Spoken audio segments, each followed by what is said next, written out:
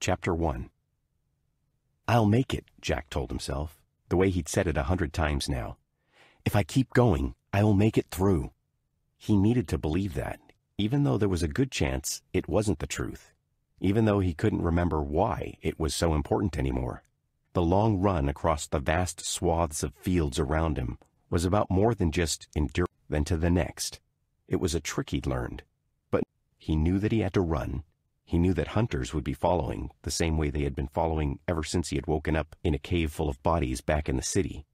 Jack had crawled out of that, clutching the short, stabbing sword he now held like a talisman, refused to give more when Jack turned his attention to it. What if he was clutching some other man's favorite weapon? But there was no one else there to use for encouragement. What was not just the reasons why it was amusing to think about whole shelves of books eluded him, retreating into the dark corners of his brain. He knew enough to know the world he ran through, its coins and its people. He knew enough to run every time he'd seen guards in royal colors, red and black, compared to the dull gray of the peasant prisoners chained together. Might have done was ragged, only but strong. The slow turn came to him openly, but that he, shrinking, she looked, I'm just, she'd move, you'd best come, would take what they, it wasn't much, all of a flash, but the truth, I might, and wouldn't convince, they're just thieves. And Jack raised it. It would be worth it to, Jack looked, and took the ball. We'd better too close to your, Henry said. I've had to look, would obey. Henry shrugged. Henry asked, it's the way I get to talk to the outside world. I have this sword, Jack said. Henry smiled. Is that a threat or an offer, boy? He sounded like he was going to be impressed no matter which it was. You're not going to let me have the horse, are you? Jack asked. Henry tilted his head to one side. A month. What? That's what my horse will cost you. A month to do any more. One thing that this election has seen is the traditional Conservative Party having to completely change to adapt to his form of conservatism. How much do you think the vacancy in the Supreme Court has affected that, and will that swing the election? Has affected what? The current support among traditional Republican leaders. For Trump? For Trump, despite scandals. Well, listen, I mean, I have very progressive views and have always voted, not always, but mostly voted Democratic.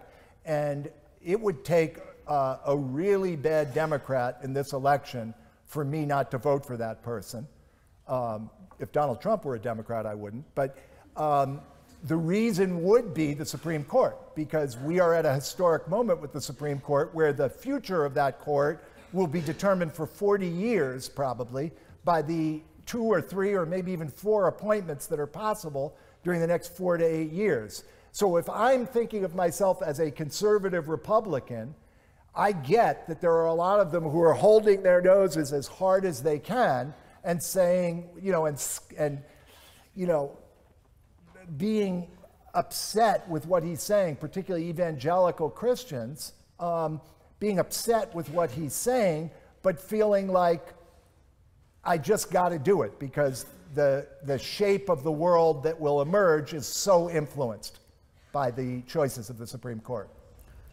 Tony has better eyesight than me, so he's going to pick someone who's sitting at the back. Yeah, the gentleman with the beard holding the high hand. Do you have a beard? That is, you were trying to figure, you do. Yes, it is you. No beard. So while it's true that blue-collar workers, disenfranchised blue-collar workers have flocked to Trump, it's also important to note that the average Trump voter has made $70,000 a year. Why do you think it is that affluent and educated people also support Trump? Well, does $70,000 a year mean that they're educated? That they have a college education? I would say no, it doesn't. $70,000 a year in the United States is an amount you can earn in a variety of ways. An Uber driver with no education could earn $70,000, and a factory worker in a good union could easily earn $70,000. So I'm not sure that's convincing, that it's educated people, that it's as many educated people who are for him as we think. But listen, to your point, the faith among all kinds of people at all income levels and all levels of education in the once sacred institutions of the society, law enforcement, the clergy, politicians and the government. Virtually every one of those has lost respect and esteem. And there are a tremendous number, millions and millions of people who are feeling unmoored and unprotected and uncertain. And I think when you play on fear, fear taps into a different part of the brain than rational appeals. And Trump is really good, as many despots and authoritarian leaders have been, at stoking people's fears. So if you get a person to feel fearful enough, they might have a PhD, but the level you're talking to them at is the level of a 6-year-old. So that helps to explain why smarter people who should know better don't necessarily behave better. I'll go back to the back with the, no, I should go to a woman, so I'm called misogynist. Here.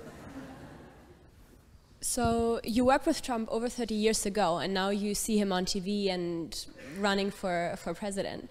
Is there any, let me not call it development, but change in his character that you can see? Because, I mean, you've talked a lot about how you've changed over the years. So how has Trump changed, if at all?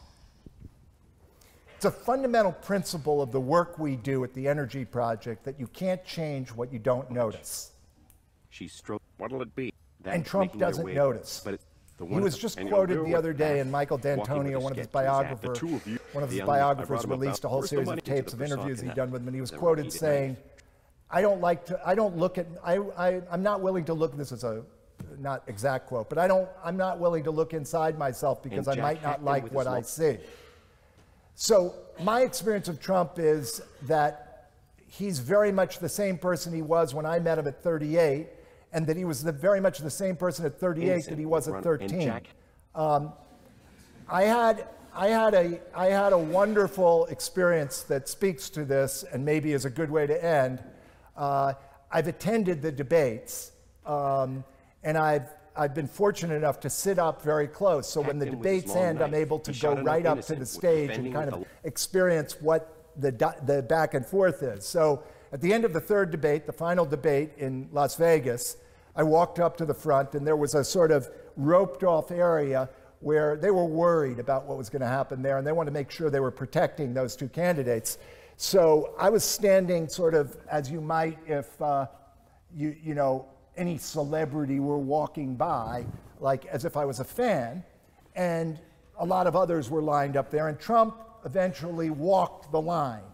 And as he walked the line, he would say, "How are you?" and lean out to shake the person's hand. So it's 1, 2, 3, 4, and then he gets to me. And he reaches out his hand and he says, "How are you?" "Oh, it's you. Oh, God, it's you." And he pulls back his hand. So, I don't think he's changed much. I think maybe we should. Ladies and gentlemen, thank you, Tony Schwartz. Everybody join me in thanking him. Stay seated while we leave. But